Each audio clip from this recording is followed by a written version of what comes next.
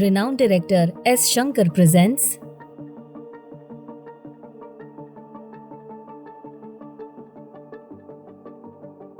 Namaste, I'm Grishma and I welcome you to the Indie Cineglitz channel. A Hindi remake of Shankar's own Tamil film Mudalavan. The movie opens with a man named Shivaji Rao who works as a cameraman for a channel called QTV in Mumbai. He loves his job and being the son of a cartoonist and having covered many political rallies, he is well aware of state politics and finds politics abhorrent. While covering one such rally of state's chief minister Balraj Chauhan, Shiva meets a girl named Manjari who, despite her villagers' opposition, exposes the CM's corrupt officials responsible for the power crisis in her village. As a result, Balraj has to order the immediate restoration of power in the village. Seeing Manjari's courage and beauty, Shiva falls in love with her and proposes marriage to her, which she accepts, and their marriage is fixed a few days later. Meanwhile, one day on a busy Mumbai street, a bus driver and a passenger get into an argument over a petty issue. The situation escalates and the driver assaults the passenger. Angered by this, other passengers rush to beat up the driver, but he manages to escape and incites his colleagues that an on-duty bus driver has been attacked.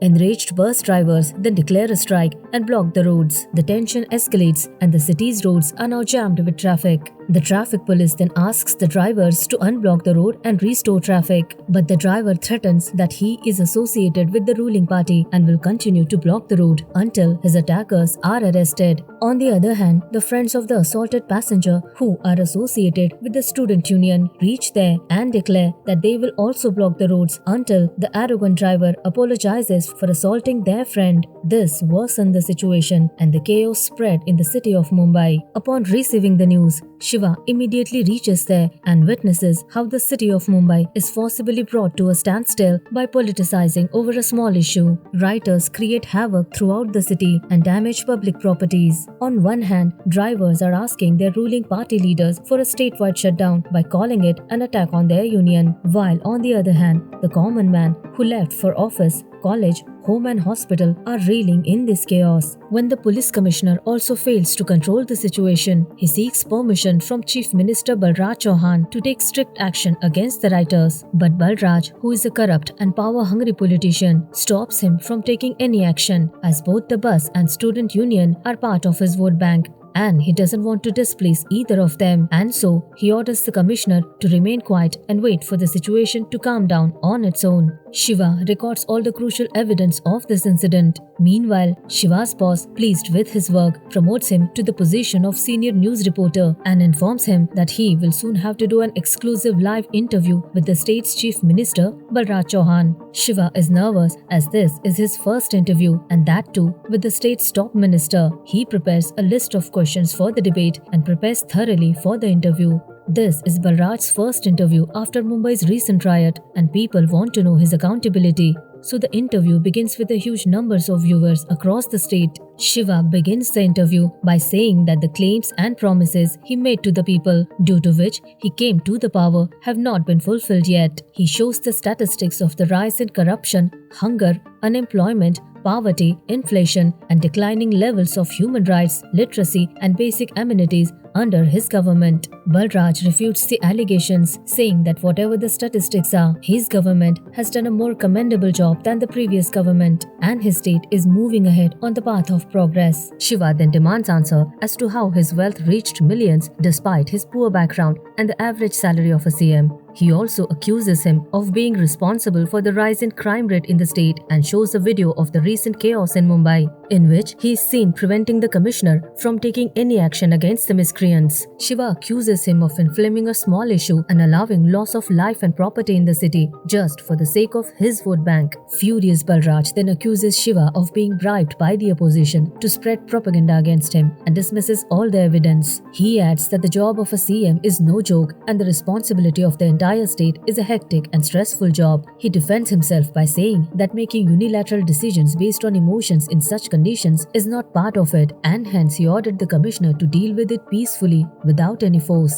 Shiva then reminds him that the people have elected him as the CM of the state so that he can solve their problems, not aggravate them, and he cannot justify his wrongdoings by dismissing all the evidence against him. Balraj now had no answer to defend himself, but to get out of this uneasy situation and to divert the attention, he plays a trick and challenges Shiva to become the chief minister of the state in his place for a day, so that he can know the responsibilities and challenges of being a chief minister instead of talking nonsense. He dares him to accept the challenge and prove himself to be a better CM than him in that one day. Shiva is now perplexed and asks him to stop ridiculing and answer the questions that people deserve to know. But Balraj is serious and says that this can be done by passing an ordinance, as there is a provision for it in the constitution. He asks Shiva to either accept the challenge or end this ludicrous interview. Shiva hesitates at first but accepts his challenge and is ready to become the chief minister of the state for a day. But Balraj's alliance parties are upset and scold him for this foolishness. Balraj replies that he had no other option left, as all the evidence was against him, and if he had not diverted the issue, people would have believed Shiva and they would have lost their vote bank forever. He further says that they should not worry about Shiva, as it's not a big deal, and by the time he knows what a chief minister is, a day would have passed. Thus, the next day, Balraj passes the ordinance and Shiva becomes the chief minister of the state for a day.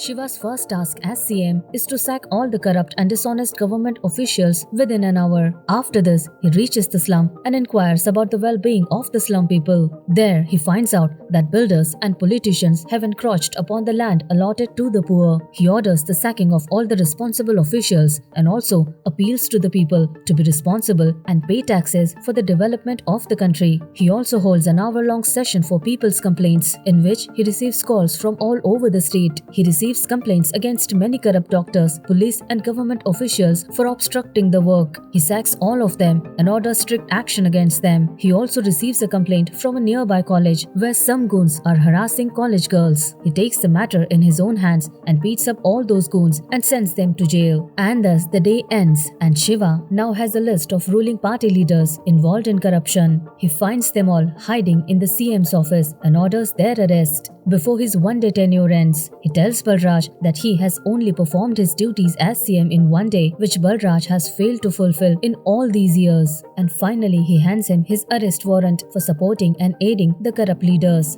Balraj, who made Shiva the CM, is now sent to police custody by Shiva himself. But before he can be arrested, Balraj gets bail, and now he becomes the CM again. He cancels all the orders given by Shiva and dismisses all the cases of the corrupt leaders of his party and reappoints them in government. Shiva, on the other hand, has become a sensation now. What many government failed to do over the years, he achieved in one day with his decisive and swift actions. He exposed Balraj and his corrupt system and became the voice of people's discontent and anger against the corrupt government. He gave people a hope that if there is a sincere and strong-willed leader, he will work for the upliftment of the state and its people. He showed people the difference between sluggish and inefficient versus fast and efficient governance. People now see him as an ideal leader and believe that he will lead them well. On the other hand, Balraj's corruption case leads to the fall of his government and re-elections are announced in the state. People are angry with Balraj and want a young and efficient leader like Shiva to be the new chief minister. But Shiva, who became CM for a day just to teach Balraj a lesson, still hates politics and is no longer interested in it. All he wants is to marry Manjari, settle down and live a normal life. But Balraj makes a deadly attack on him, which he survives. He then keeps harassing Shiva and even demolishes his house. Shiva is now distressed. He feels that Balraj is unnecessarily courting his enmity, as Balraj is only facing the karma for his bad deeds. Meanwhile, many of Balraj's opponents offer Shiva to join their party and make him the chief ministerial candidate, as he has the full support of the public. Manjari's father, who also hates politics and sees the danger looming around him, asks Shiva not to enter politics, stay away from Balraj and his dirty politics and settle down somewhere far away with Manjari, to which Shiva agrees. But impressed by Shiva's honesty, Bansal, the CM's secretary, makes him realize how his arrival has brought a ray of hope in politics and has instilled faith in the people. He questions Shiva, who is busy cursing politics, that it's easy sitting in a comfort zone, sipping coffee and commenting that politics is nothing but a gutter, but no one dares to enter and clean it up, and this is what corrupt politicians like Balraj take advantage of.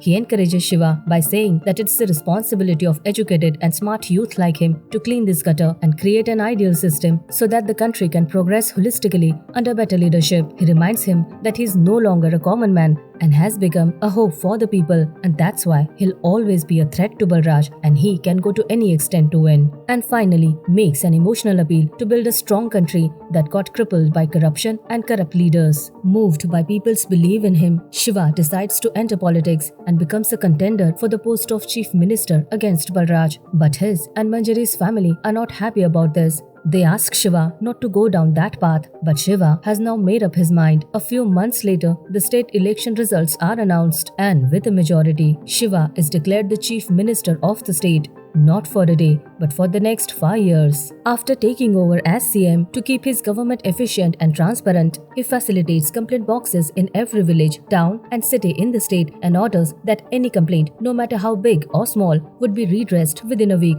and all government officials who obstruct this will be suspended immediately. He appoints investigative agencies like ED and CBI to recover black money from Balraj and several corrupt politicians, which angers all the opposition parties. They unite and hire an assassin to kill Shiva. Meanwhile, one day, Shiva disguises himself and secretly goes to meet Manjari. But the assassin follows him, and just as he is about to kill him, the CM's secret security guards foil his attempt. But in the process, Manjari's house and village get damaged, which angers Manjari's father, and he breaks off her marriage with Shiva and asks him never to meet her again. On the other hand, after failing in the first attempt, Balraj now plans to kill Shiva along with his entire family and plants a bomb in his house. But Shiva gets a call and he goes out of the house to talk. A huge explosion blows up his house, killing his parents. Shiva survives, but is now left all alone and devastated. He wants to take revenge from Balraj for murdering his parents and making his life miserable. But he has no proof of Balraj's involvement, and he understands the dignity of the post of chief minister, and hence he doesn't want to take the law into his own hands. Balraj realizes that Shiva is now pissed off and he has only one chance left after failing repeatedly to kill him. He plots to overthrow Shiva's government by instigating riots, arson and violence across the state to incite people against Shiva's government. But Shiva gets wind of this and learns Balraj's ploy. He arrests one of Balraj's henchmen and extracts the details from him, which reveals that Balraj has planned series of bomb blasts in Mumbai, causing chaos in the city. Shiva himself arrives at the scene with the bomb squad, locates all the bombs and defuses them. The news immediately spreads to the media and Balraj is accused of conspiracy, but Balraj flatly denies and instead blames Shiva that how come he knew the exact locations of all the bombs and reached there just before the explosions. He further says that Shiva has become so drunk on power that he blames all his opponents for everything, and he himself does such despicable acts to remain in power and gain people's sympathy, and for these selfish motives he even killed his parents. Shiva bursts with anger and pain. He realizes that Balraj is a vile man, rotten to the core and too insidious to deal with, as politics runs through his veins and is capable of backfiring any move against him. He now wants to settle his dispute with him once and for all and invites him to his office to talk. When Balraj comes, he confronts him and says that he never wanted to join politics, but he forced him to do so, and he only did what any officer in a responsible position should do. He demands answer as to what was his fault in all this and why he stooped so low that he killed Shiva's parents and plotted to kill innocent people by creating riots in the entire state just to take revenge on him.